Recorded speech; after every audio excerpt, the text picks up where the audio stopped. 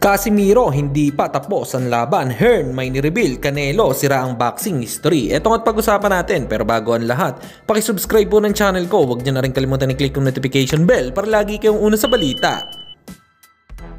Pag-usapan nga po natin mga kaboxing, 8th Division World Champion Manny Pacquiao tinuturuan at nagbibigay ng payo sa kanyang anak na si Jimwell Pacquiao kung paano ang tamang gagawin.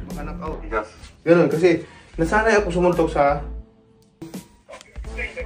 Jimwell. Ha? Okay, dali. Okay, sa bata. Tapos, ganun ka, pag ano ka, doon, titigmatan mo ito, ha? Full.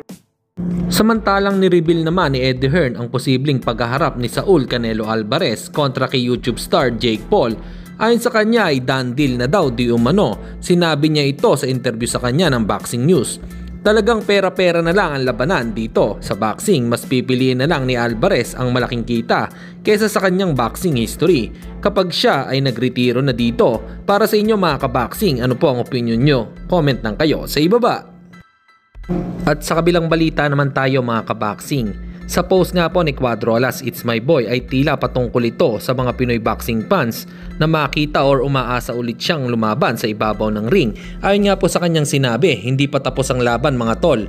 Ang importante, hindi tayo natalo. Higit sa lahat, hindi tayo sumuko. Sana nga po ay makita pa natin ulit lumaban si Cuadrolas sa ibabaw ng ring.